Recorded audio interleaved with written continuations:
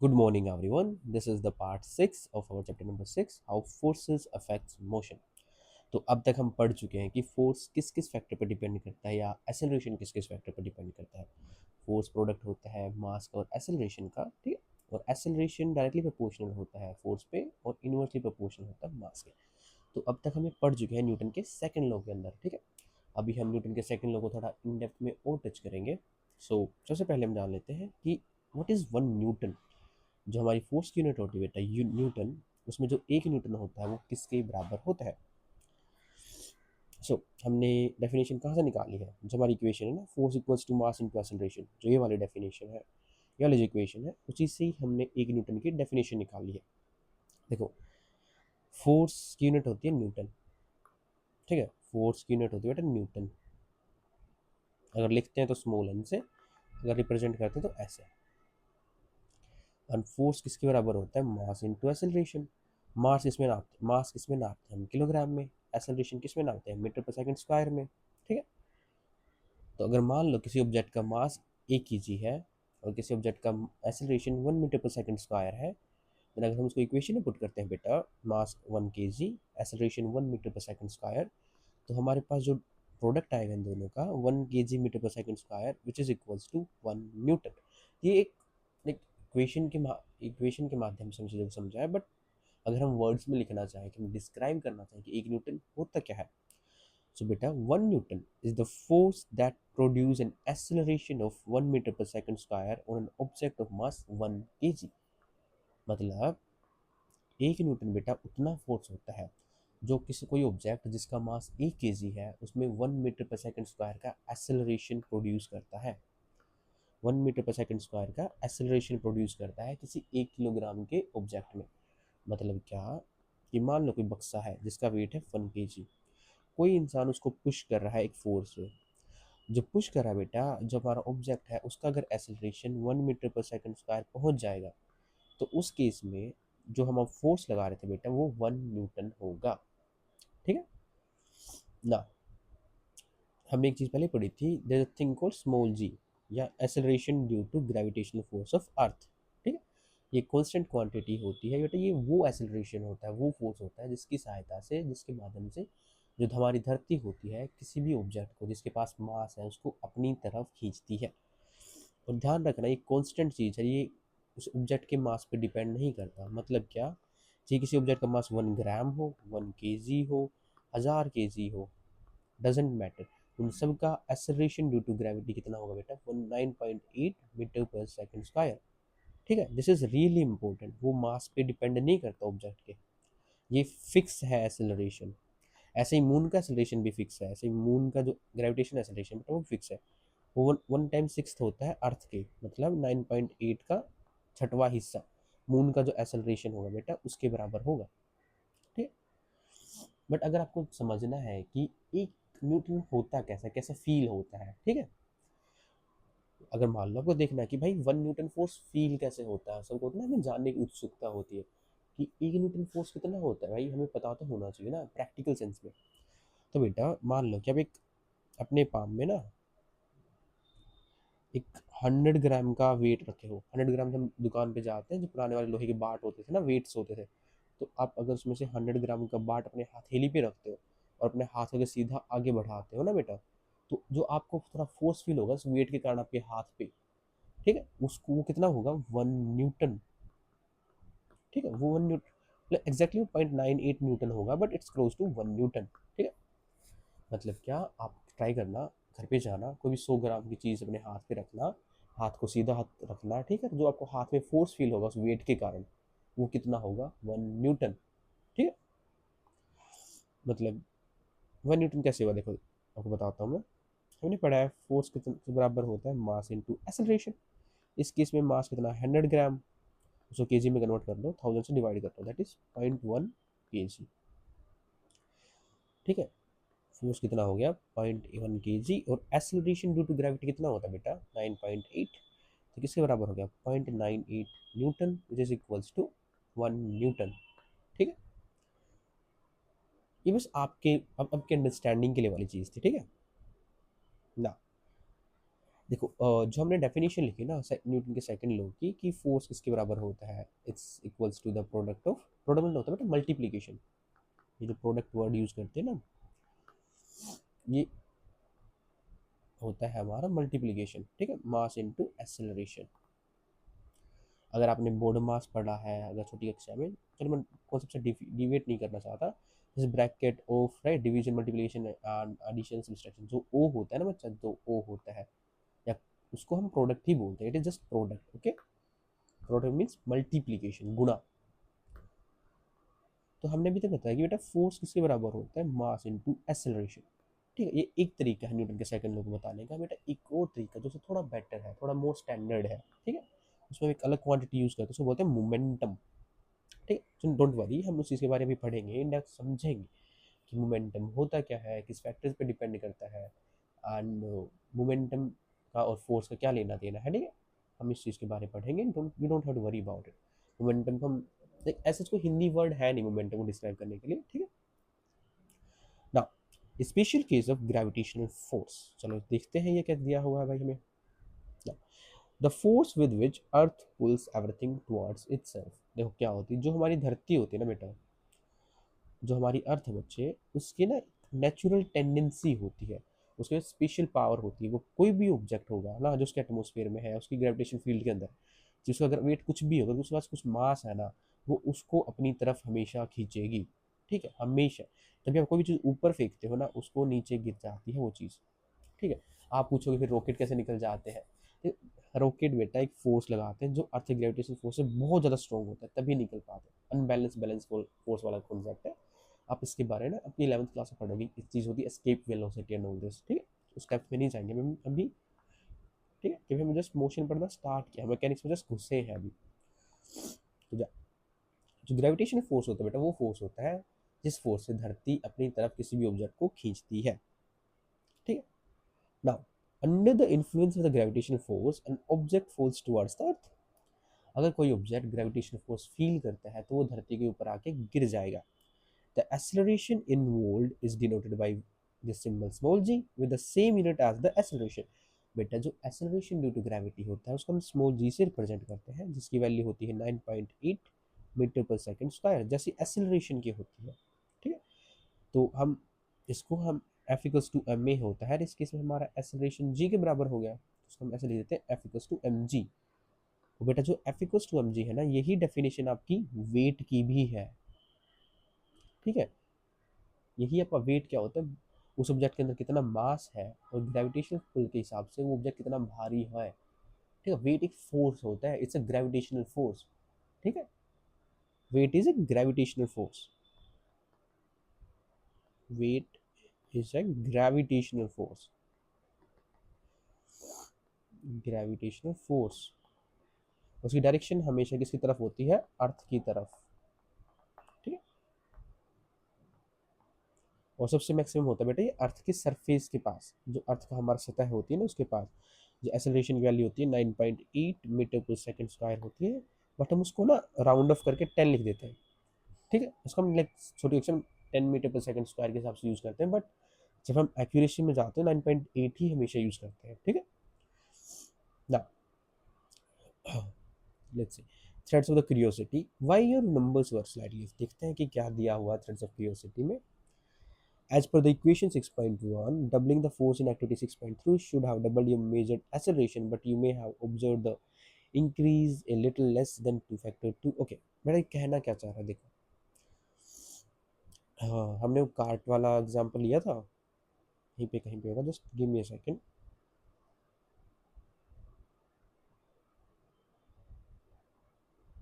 हाँ, हमने कार्ट वाला एग्जांपल नहीं लिया था, एक्टिविटी की थी हमने, जिसमें हमने क्या किया था, एक पेंसिल बॉक्स हमने कार्ट ली थी, उसमें 4 bell bearing ball bearing use करके हमने एक थ्रेड से इसको बांधा था, यहाँ पे पुली थी और यहाँ पे हमने वेट रखा था, ठीक है।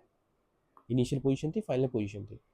तो ये हमें कहना चाहता है कि मान लो जब आप फोर्स को डबल करते हो, अगर फोर्स पहले 1 न्यूटन था और आपका एक्सीलरेशन मान लो एक्स था, जब आपका फोर्स 2 टाइम्स हो गया तो आपका फोर्स 2x होना चाहिए, राइट। बट देखो रियल लाइफ में ऐसा नहीं होता है, it will be close to 2 but it could be 1.7, 1.8, 1.9, क्योंकि बेटा डिपेंड करता है ना कि देखो reality is different from ideal case. वहाँ पे फ्रिक्शनल फोर्स काम कर रहा है, वहाँ पे ग्रेविटेशन पुल काम कर रहा है, वहाँ पे टेंसाइल फोर्स होते हैं, टेंसाइल फोर्स होते हैं, वो काम कर रहे हैं। तो it is never exactly this two value, it could be like close to two value, क्योंकि बाकी फोर्स भी वहाँ पे बढ़ रहे हैं। ठीक है। और कई बार क्या होता है कि हमारी मेजरमेंट में डिफरेंसेस आ सकते हैं, ह्यूमन एरर हो सकता है ना। तो ऐसे ही द वैल्यूज डिफरेंट क्यों करते हैं बेटा? फर्स्ट ऑफ पहला रीजन हो सकता है कि मेजरमेंट ही गलत की हमने। दूसरा होता है ना friction between the cart wheel and the surface can lead to such differences. जैसे जैसे आप वेट बढ़ा रहे हो या कार्ट के ऊपर वेट बढ़ा रहे हो, तो बेटा फ्रिक्शनल फोर्स भी तो बढ़ रहा है ना, वो अपोजिट डायरेक्शन में लगता है, तो एक्सेलरेशन को कम करेगा वो हमारे व्हीकल के। बस यही चीज़ थी कि वही है कि आइडियल सिचुएशन ना, आइडियल सिचुएशन कभी रियलिटी के जैसी नहीं होती है। ठीक है, ये चीज़ हमेशा ध्यान रखना। So the more complete form is Newton second law. जिस चीज़ के बारे में हम बात कर रहे थे कि न्यूटन के सेकंड लॉ को थोड़ा रिप्रेजेंट करने का तरीका थोड़ा और अच्छा होता है, इसमें क्वांटिटी यूज करते हैं, उसको बोलते हैं मोमेंटम। मोमेंटम, ठीक है। So it is express in a term called momentum. It is useful even when mass itself is changing. कई बार क्या होता है कि सब्जेक्ट का मास चेंज हो रहा है, ठीक है, तो वो तब रियली इंपॉर्टेंट होता है। मोमेंटम इसके बराबर होता है बेटा, मोमेंटम सिंपली मास का और वेलोसिटी का मल्टीप्लिकेशन होता है। मोमेंटम हम पी से रिप्रेजेंट करते हैं, वो किसके इक्वल होता है बेटा? Mass into velocity. और इसकी डायरेक्शन सेम होती है वेलोसिटी जैसी, क्योंकि भाई इस वेक्टर क्वांटिटी। कैसी क्वांटिटी है? वेक्टर।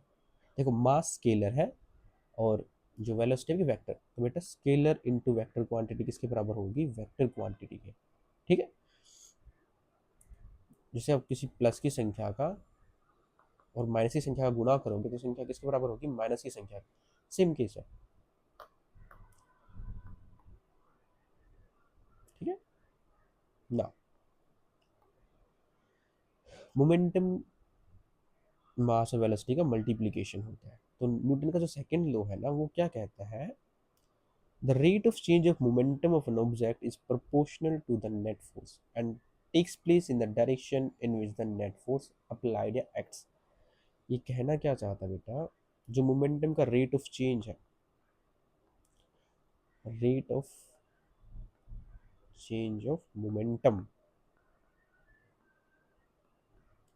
जो इसका मोमेंटम का रेट चेंज हो रहा है बेटा, वो किसके बराबर है? It is directly proportional to या equals to the net force, equals to the force.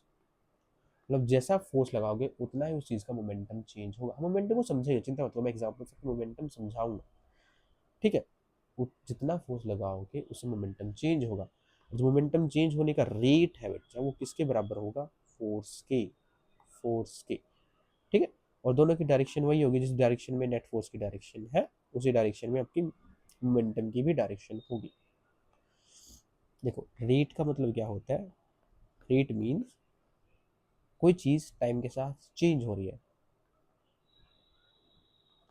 Something is changing with time, changing with time. ठीक है। समझते हैं, आ जाओ भाई। मान लो आपके पास एक 1 kg का डब्बा था या बॉल थी। ठीक है। आप वो छोड़ो, एक फुटबॉल है जिसका वेट है 200 ग्राम। जैसे फुटबॉल वो ग्राउंड पे है, आप आए, आपने उसको किक किया। बॉल की वेलोसिटी पहले 0 थी इनिशियली, अब वो लेट से 30 km/s हो गई, कर 30 km/h हो गई। वेट तो बेटा फुटबॉल का 200 ग्राम ही रहेगा, राइट? फुटबॉल फटी नहीं, फुटबॉल से हवा नहीं निकली, फुटबॉल का वेट कांस्टेंट है 200 ग्राम ही। इस केस में इसकी वेलोसिटी चेंज हुई, इसका मोमेंटम भी चेंज होगा। बेटा मोमेंटम किस चीज़ पे डिपेंड करता है? मोमेंटम डिपेंड करता है आपके मास पे और वेलोसिटी पे। इनमें से कोई भी चीज़ चेंज हो जाए, चाहे वो मास चेंज हो जाए, चाहे वो वेलोसिटी चेंज हो जाए, दोनों चेंज हो जाए, उस केस में आपका मोमेंटम क्या होगा? चेंज होगा। इस केस में आपका क्या चेंज हो रहा है? वेलोसिटी 0 to 30 जा रहा है। ठीक है। हम चेंज को कैसे करते हैं? हम चेंज लिखते हैं डेल्टा सिंबल से, दिस इज कॉल्ड डेल। ठीक है। इसका मतलब होता है चेंज। आप 11th क्लास से ये सिंबल यूज करना स्टार्ट कर देते, but I think you can use it right now as well. मान लो कि मैंने चीज लिखी डेल्टा पी, बेटा it is equals to P2 minus P1, मतलब क्या, final value minus initial value, initial value, ठीक है। और ये क्या कहना चाहते हैं, rate of change of momentum, rate of change of momentum, क्या मोमेंटम का चेंज, देखो मोमेंटम का चेंज क्या हुआ, डेल्टा पी, इसका रेट मतलब टाइम के साथ ही कैसे चेंज हो रहा है भाई, पहले कितना था बाद में कितना हुआ, वो किसके बराबर होगा, फोर्स के बराबर। मतलब क्या, जो आपका rate of change of momentum है, आप डेल्टा पी डेल्टा टी लिख सकते हो, इज इक्वल्स टू फोर्स, ठीक है। डेल्टा टी किसके बराबर होगा बेटा, वही जबकि फाइनल टाइम की रीडिंग है, जबकि इनिशियल टाइम की रीडिंग थी। अगर आपने मान लो कि घड़ी जीरो से स्टार्ट की तो इनिशियल वैल्यू जीरो, अगर वो चीज़ 10 सेकंड पे अगर की तो वैल्यू 10 सेकंड, राइट। अगर मान लो अपने घड़ी 5 सेकंड पे स्टार्ट की, आपने फिर 10 सेकंड पे रोकी, तो T1 इक्वल्स टू 10 सेकंड। तो आप क्या लिखोगे, आप ऐसे लिख सकते हो, अगर आपको वर्ड्स में लिखना है, change in momentum plus divide by time interval, time interval, ये किसके बराबर होता है, rate of change of momentum, rate of change of momentum, ये किसके बराबर है आपका, delta P by delta T, वो किसके बराबर है बेटा, फोर्स के, और वो किसके बराबर है, मास इनटू एक्सेलरेशन के। ये न्यूटन का सेकंड लॉ है, ये क्या है, न्यूटन का second law, second law of motion. बेटा न्यूटन का second law of motion same चीज है, ठीक है, सेकंड लॉ ऑफ मोशन। वो क्या कहना चाह रहा है, जो rate of change of momentum है वो किसके बराबर है, फोर्स को। आप इसको ऐसे ले सकते हो, rate of change of momentum वो किसके बराबर होगा, change in momentum time interval के साथ। अब अगर आपको फॉर्मूला से लिखना है, delta P by delta T, वो किसके बराबर है, फोर्स के, और फोर्स इसके बराबर होता है मास इनटू एक्सेलरेशन के। चलो इस रिलेशनशिप को हम डिराइव करते हैं, ठीक है। मान लो कोई ऑब्जेक्ट था, हमने वही फुटबॉल वाला एग्जांपल था कि पहले उसका मास 200 ग्राम था, अब उसी उसका मास 200 ग्राम है, किक करने के बाद पहले वेलोसिटी जीरो थी, अब वेलोसिटी 30 किलोमीटर पर आवर हो गई है, बिफोर एंड आफ्टर। इस केस में उसका मोमेंटम था P1, इस केस में उसका मोमेंटम है P2। ये वेलोसिटी V1 है, ये वेलोसिटी V2 है। ये मास कॉन्स्टेंट मास है, जिसको हम m से रिप्रेजेंट करो, आप इसको भी m से रिप्रेजेंट करो, ये मान लो m1 है, ये मान लो m2 है। बट ये ध्यान रखना, m1 और m2 चेंज नहीं हुआ तो सेम है, ठीक है। हम इसको मैं m के बराबर लिख लेता हूँ, अगर वो चेंज होता, एक चेंज होने वाला एग्जाम भी पढ़ेंगे, चिंता मत करो, ठीक है ना। अगर हम P1 की बात करें, बेटा P1 क्या होगा, m1 इंटू V1, और m1 किसके बराबर है, m इंटू V1, ठीक है। हम वैल्यूज पुट नहीं करेंगे, भी चिंता मत करो। P2 किसके बराबर है बेटा, m2 इंटू V2, और m2 भी किसके बराबर है, m के और V2, ठीक है। चलो उसकी वैल्यू भी लिख लेते हैं, 200 ग्राम को हम किलोग्राम में कन्वर्ट करेंगे, 0.2, वेलोसिटी जीरो थी, तो फिर रेस्ट भी थी ना बोल, तो जीरो, इसकी यूनिट होती है बेटा केजी मीटर पर सेकेंड, ठीक है। उसको मैं केवल जीरो लिख रहा हूँ। दूसरे केस में वेट या मास सेम है बॉल का, और उसकी वेलोसिटी 30 है, 30 किलोमीटर पर आवर है, तो उसको अगर आप उसमें कन्वर्ट करोगे मीटर पर सेकेंड में, चलो आप इसको 30 मीटर पर सेकेंड लिखना, आप एक काम करो, 30 मीटर पर सेकेंड है, 10 मीटर पर सेकेंड लिखो, थोड़ा यूनिट कन्वर्जन ईजी होगा, हम पॉइंट में नहीं लिखना चाहते ना। 10 मीटर पर सेकेंड है इसकी वेलोसिटी, फाइनल वेलोसिटी, ठीक है, बॉल की किक करने के बाद, इंटू 10, प्लस की वैल्यू आ गई 2, ठीक है, 2 kg मीटर पर सेकेंड। ये क्या है P2 और ये क्या है P1। अब मान लो मैंने बोला कि delta P change in momentum कितना होगा भाई, आप बोलोगे sir final momentum minus initial momentum, तो किसके बराबर हो जाएगा, 2 minus 0 that is equals to 2। But अभी हम केवल इतना ही लिख रहे हैं। ओके भाई, आपने जैसे ही बॉल को किक करना स्टार्ट किया, आपने टाइम नोट किया, ये T1 था, वो अब उस टाइम पे आपकी क्लॉक 0 पे थी। जब बॉल T2 पे आई तो मान लो कि वो 2 सेकंड लगे उसको उतनी वेलोसिटी या उतना डिस्टेंस ट्रेवल करने में, 2 सेकंड हम मान रहे हैं, ठीक है। तो भाई डेल्टा टी कितना है, T2 माइनस T1। आप आपने वैल्यूज पुट की तो 2 सेकंड आया, ठीक है। अब आपको rate of change of momentum लिखना बेटा, rate of change of momentum वो किसके बराबर होगा, फोर्स। बट फोर्स लगा कितना, निकालते हैं चलो। एफ किसके बराबर है बेटा, delta P by delta T. Delta P कितना आपका 2 kg/s और टाइम कितना है 2 सेकंड। ये कितना आ गया आपका 1 न्यूटन। ये आपका क्या आया 1 न्यूटन। ओके, 1 न्यूटन कैसे आया ये भी सीख लेते हैं। देखो एसल मोमेंटम किसके बराबर होता है, m.v, ठीक है। और rate of change of momentum क्या होगा बेटा, m.v by T. The rate of v by T क्या होता है बेटा, एसेलरेशन। v बाई टी क्या होता है, एसेलरेशन। तो ये क्या आ गया, मास इनटू एसेलरेशन, तो किसके बराबर हो गया, फोर्स के। तो ये सिंपल इक्वेशन यहाँ पे काम कर रही है, ठीक है। अब देखो डेल्टा पी बाई टी लिख लो आप, ठीक है। Delta P by delta T आप लिखोगे क्या, m into P two minus m into P one upon T2 minus T1 किसके बराबर होगा, m इंटू, सॉरी यहाँ पे आएगा V2। आप किसके बराबर लिख रहे हो, m into V2 minus m into V1, V2 minus V1 upon T2 minus T1। V2 minus V1 क्या होता है बेटा, change in velocity, change in time. बेटा rate of change of velocity किसके बराबर होता है, एक्सेलरेशन के। और मास इनटू एक्सेलरेशन कितना हो गया, फोर्स। समझ आई चीज कि rate of change of momentum force की कैसे इक्वल है, ठीक है। चलो हम एक्सेलरेशन निकाल लें, कि हमने निकाला कि हमारा फोर्स 1 न्यूटन आया, मास 0.2 है, तो एक्सेलरेशन कितना है भाई, तो एक्सेलरेशन हो जाएगा 1/0.2 which is equals to 5, which is equals to what, 5 metre per second square, ठीक है। आई होप चीज़ आपको समझ आ रही हो। वैल्यू सेम आई है क्या, एक जस्ट गिव मी सेकंड, या 2 kg it is on 0,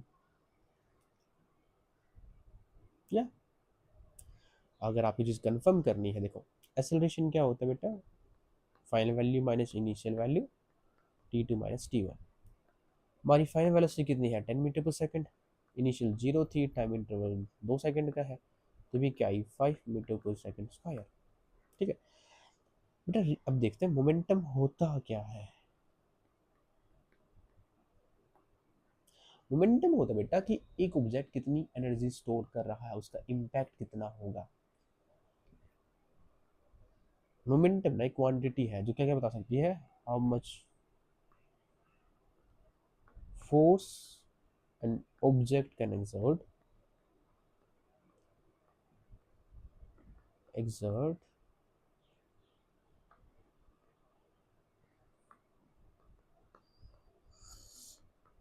motion can exert upon, देखो क्या होता है अपॉन इम्पैक्ट। एक और चीज लिख लेता हूँ मैं, चिंता मत करो।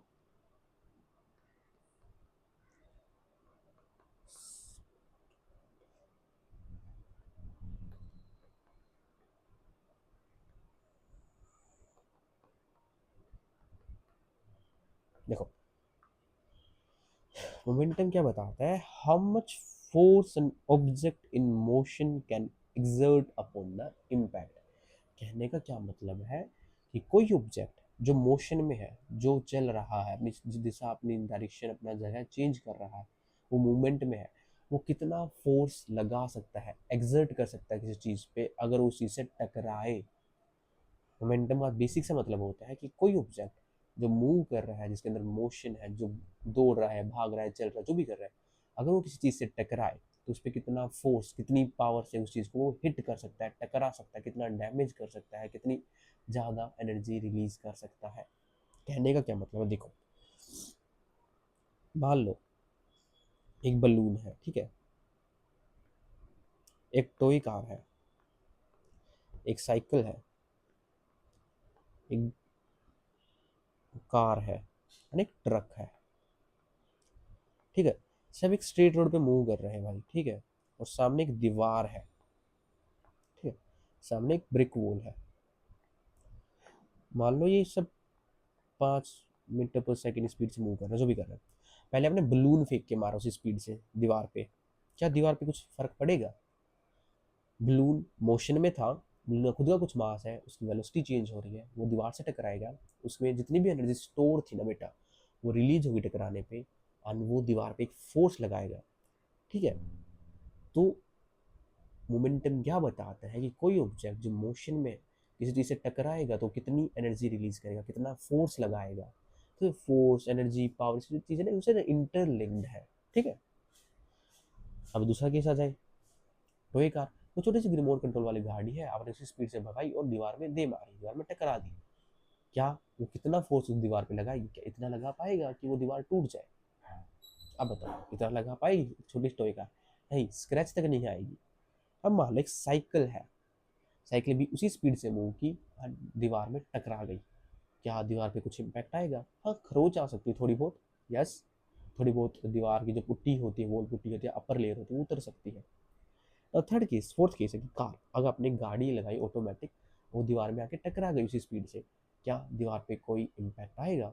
हाँ, दीवार की एक दो ईंटें टूट सकती है, दीवार में थोड़ा गड्ढा हो सकता है, राइट। द लास्ट केस है बेटा, एक ट्रक, उसी स्पीड से ट्रक मूव कर रहा है, वो दीवार से टकरा गया, दीवार टूट सकती है, राइट, दीवार गिर सकती है, दीवार में बहुत बड़ा गड्ढा हो सकता है। तो इनमें से सबसे ज़्यादा इम्पैक्ट किसका हुआ? ट्रक का। ट्रक का मास सबसे ज़्यादा होता है, उसकी सबकी वेलोसिटी हमने सेम रखी है, राइट। कि कोई ऑब्जेक्ट अगर मोशन में है, देखो मोमेंटम दोनों चीज़ पे डिपेंड करते हैं, मास पे एंड वेलोसिटी पे, ठीक है।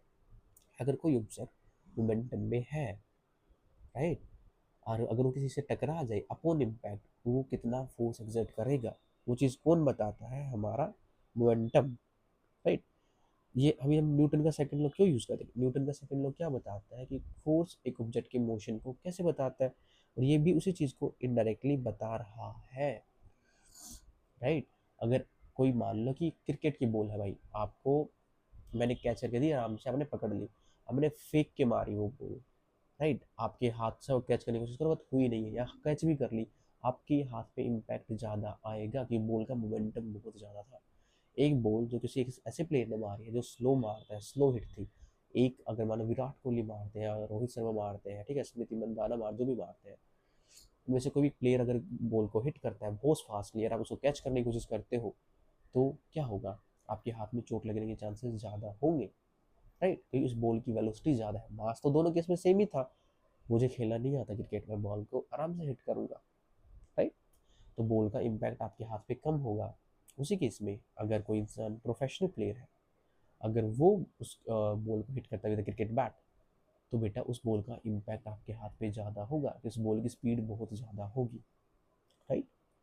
और मोमेंटम ये भी बताता है कि एक ऑब्जेक्ट जो मोशन में है ना, उसमें कितनी एनर्जी स्टोर है, ठीक है।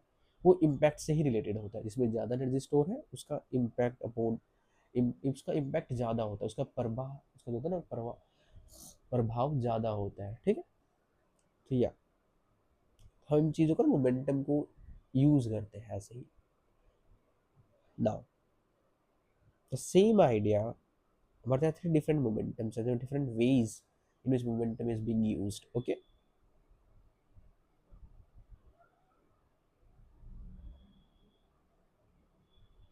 देखो, हमने मोमेंटम क्यों यूज किया? Newton second law express this way which is applicable in the situation where the mass of an object is not constant.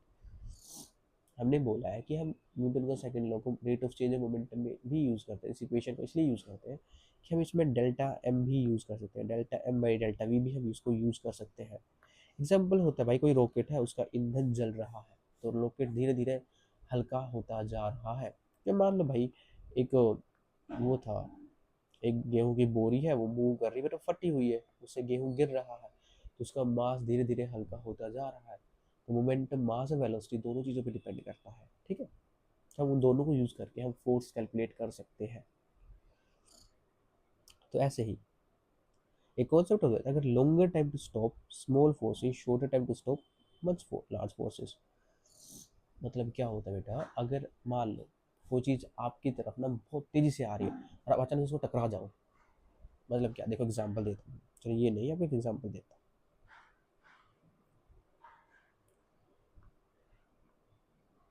जब भी कार सेफ्टी टेस्टिंग होती है ना, क्या होता है, ब्रिक वॉल में इस गाड़ी को टकराते हैं। जैसे एग्जांपल मान लो कार है भाई, कार एक बहुत ही स्पीड से 100 किलोमीटर पर आवर की स्पीड से आई और एक दीवार से टकरा गई। भाई कार बहुत तेजी से मूव कर रही थी, मोमेंटम बहुत आई था, अचानक से आके टकरा गया दीवार पे। दीवार वहीं पहले बहुत बड़ी दीवार है, चौड़ी सी दीवार कंक्रीट की। गाड़ी आई, टकराई, भाई गाड़ी के चिथड़े उड़ जाएंगे, लाइक लिटरली गाड़ी उड़ लाइक श्रेड्स। गाड़ी पूरी लाइक, वो सारा इम्पैक्ट अचानक से हुआ है, सारी जितनी भी एनर्जी थी ना वो अचानक से रिलीज हो गई, वो बम की तरफ फटेगी भाई। बम का कॉन्सेप्ट क्या होता है, वो चीज़ ना अचानक से डेटोनेट होती है, जितनी भी स्टोर्ड एनर्जी थी वो अचानक से रिलीज हो गई, वो अनकंट्रोल्ड है, तभी वो बम है।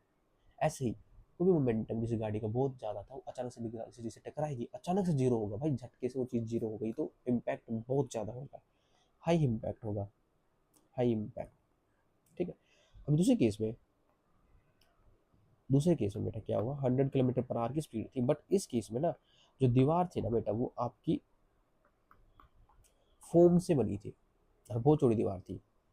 अब आपकी गाड़ी आई उस दीवार से टकरा के, वो हार्ड नहीं है, ध्यान रखना, फोम में आएगी, फोम में थोड़ी घुस जाएगी, धीरे धीरे जितनी भी एनर्जी थी ना बेटा टाइम के साथ वो डिसिपेट हो जाएगी, धीरे धीरे रिलीज होगी, वो अचानक से रिलीज नहीं होगी। तो आपकी गाड़ी क्या कंप्लीटली टूटेगी, नहीं, स्क्रैच आ सकते हैं, गाड़ी बेंड हो सकती है, थोड़ी टूट सकती है। बट जो ऊपर वाला केस था उसमें ड्राइवर बचेगा भी नहीं, ठीक है, अगर होगा तो। सेकंड वाले केस में आपका इम्पैक्ट होगा ना वो धीरे धीरे लगेगा, ठीक है, आपका फोर्स डिसिपेट हो जाएगी, आपकी एनर्जी डिसिपेट हो जाएगी, ठीक है। क्योंकि इस केस में गाड़ी आई, अचानक से टकराई, भाई विद इन अ सेकंड गाड़ी जीरो, गाड़ी उसका चुंबर। इसमें गाड़ी टकराएगी, फोम को अंदर पुश करेगी, धीरे धीरे अपनी एनर्जी रिलीज करेगी, तो रुकने के लिए it will take like longer amount of time, ठीक है। यही कॉन्सेप्ट क्या है, अगर कोई चीज़ मोशन में है, अगर वो रुकने के लिए ज़्यादा टाइम लेती है, it takes long time to stop, then उस पर स्मॉल फोर्सेस काम करते हैं, स्मॉल इम्पैक्ट आता है, small impact due to force, ठीक है, इम्पैक्ट ड्यू टू फोर्स, ठीक है। उस केस में उस गाड़ी पे कम इम्पैक्ट आता है, उस ऑब्जेक्ट पे कम इम्पैक्ट आता है अगर वो धीरे धीरे करके रुकता है। बट अचानक से भाई गाड़ी, वो चीज़ रुक गई, लाइक इन अ, बताए, फ्रैक्शन ऑफ सेकंड में, एक कुछ क्षण में, अगर वो चीज़ मोशन में थी, अगर वो चीज़ रुक जाती है अचानक से, राइट, तब उस पर बेटा बहुत लार्ज इम्पैक्ट आएगा, उस चीज़ का बहुत ज़्यादा लार्ज इम्पैक्ट आएगा, ठीक है। एग्जाम्पल समझते हैं, कैचिंग ए क्रिकेट बॉल। मान लो भाई आप आगे हाथ करके ऐसे अपनी क्रिकेट बॉल को कैच करते हो, फोटो दी हो क्रिकेट बॉल कैच करने की, मेरे को भूल रही थी इसी बार।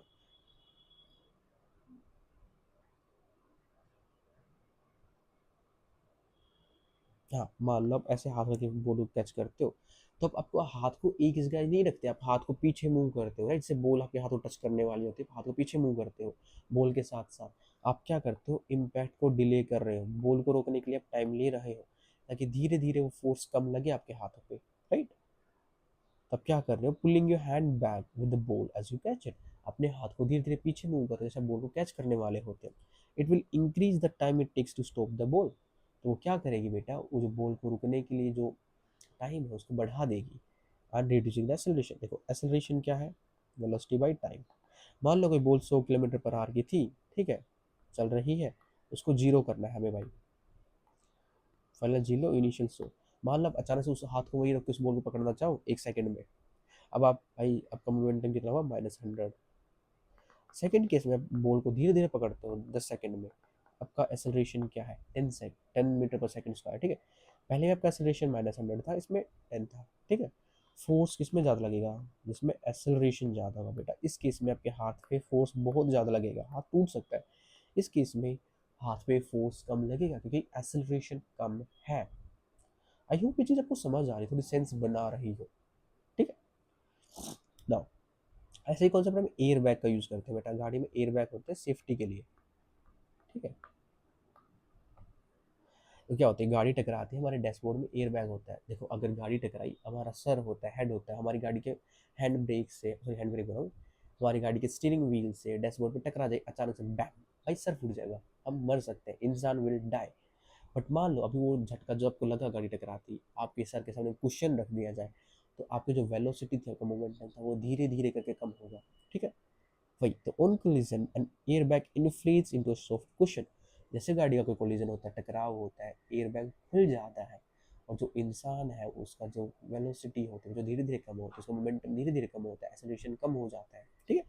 The passengers head and the chest pushes into it instead of the hard the dashboard.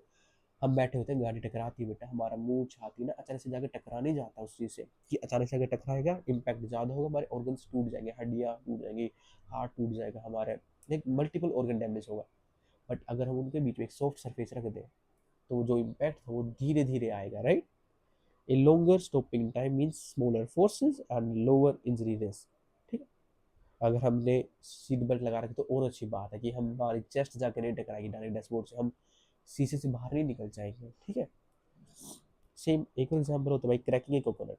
हम सबने पूजा में नारियल को तोड़ा है, राइट, जो हस्क वाला नारियल होता है ना हमारा, ये वाला, ये वाला नारियल जिसको हस्क वाला नारियल बोलते हैं, पूजा वाला नारियल। तो हम क्या करते हैं, उसको ऐसे लेते हैं हाथ से ऊपर, अचानक से हार्ड सरफेस पे दे के मारते हैं।